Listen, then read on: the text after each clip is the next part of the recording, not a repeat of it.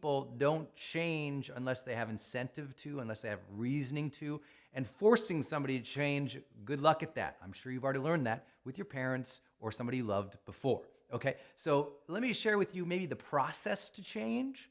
And once you understand the process to change, you understand some of the levers you could push or pull with others to have more influence with them, hopefully inspiring them to change. Okay, there's basically only 4 gates to change.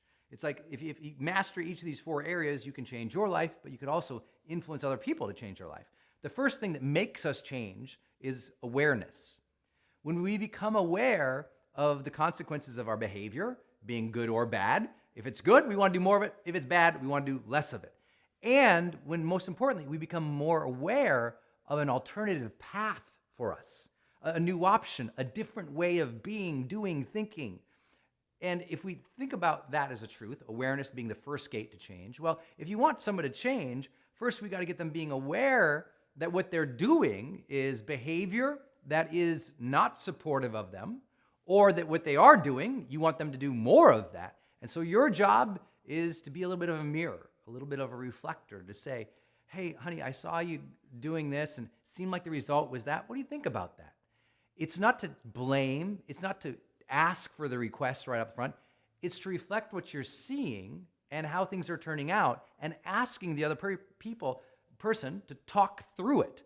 Because it's in them reflecting and talking through it that that gate to awareness suddenly opens up, and they have to reanalyze where they're at, reevaluate how things are going, and that gets the old brain churning up there. So your job is to just point things out, not blame, not accuse, not even ask for anything. Just say, hey, I see, right? I see you're struggling at work right now, and sometimes you say that you're just struggling with motivation. Like, what's going on with that? Let them talk it through. Get someone in the process of talking through, and you get somebody in the process of transformation, okay? That's where it begins. Also, awareness to an alternative path. This is where you come in. This is where you get to be the role model, right? We've all heard it before. Be the change we hope to see in the world. And so if you're going to do that, you've got a role model. What do you want them? You want them to be happier? You be happier. You want them to be more loving and vulnerable? You be more loving and vulnerable. You want them to be harder working? You be harder working. You want them to be more kind, caring, compassionate, open? You lead the way. Because if that person sees you being that way consistently and enjoying life because of it, it triggers their head saying, hey, I want some of that. I want to be a little better here, right? So awareness is the first big gate. The second big gate is acceptance. That is, when we can come to accept that our behavior is our own, we can accept the way things are and accept our role in wanting to change those things, magic happens in our lives. So for you, though, to give another person acceptance is to open up the gate. This means if you really want someone to change and you've been really hard on them, that's not the path. I mean, unless you're a high school football coach, the odds of you getting someone to change by berating them is not so good.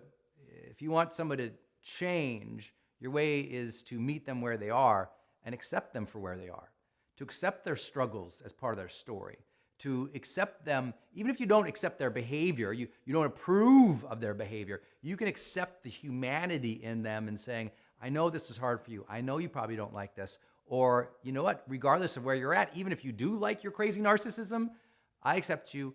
I love you as a person. I hope I can support you through this process. And just being there spiritually for somebody, it's just like, if you really want somebody to change, they have to be open to talking around you. They have to have a sense of acceptance around you.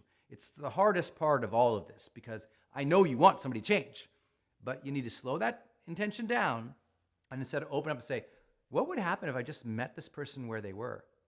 What would happen if I honored this person, complimented them, told them I understand things are hard, met their difficulty with an open ear or a shoulder to cry on? Because sometimes the greatest weapon in change is kindness.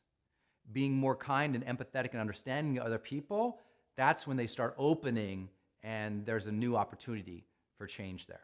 The third big gate, third big lever that you got is accountability. When people realize their role in things and they take ownership of that, But there's also an accountability beyond them to change, right? See, I remember the biggest change I ever made in my life. It wasn't for me, even though I was a driven kind of guy. As you know, I'm a writer and a trainer. So my whole goal was to write, but I had trouble motivating myself sometimes, and I couldn't change that behavior. It was just kind of stuck. It felt like one story, and I couldn't go to another level. And for me, the accountability came when I saw somebody who I loved, my then girlfriend, who became my wife. She was struggling. We were struggling financially.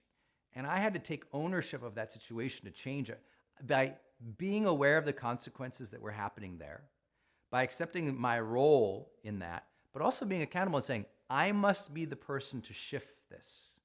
Things changed. Now, sometimes accountability, you can get accountability by just sharing your goals. So get that other person to share their goals with you and say, hey, I like these goals. When are you going to do that? I'm going to do it on Monday. Okay, well, let me follow up on Monday.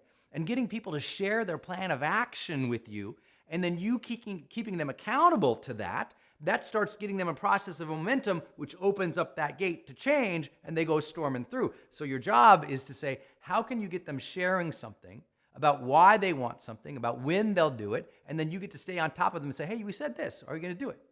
Accountability also comes into play if you can give somebody some more responsibility.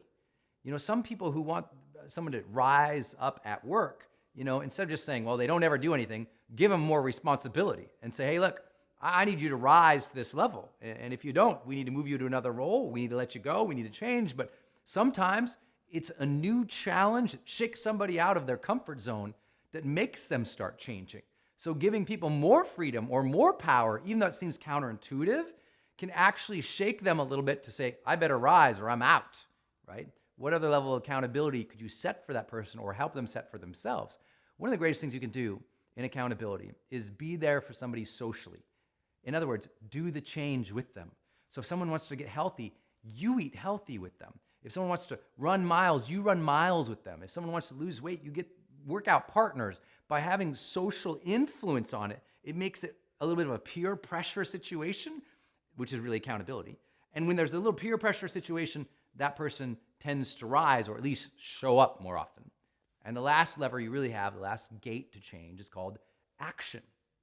It's about helping people get momentum. But it's hard to get momentum if you don't know what to do.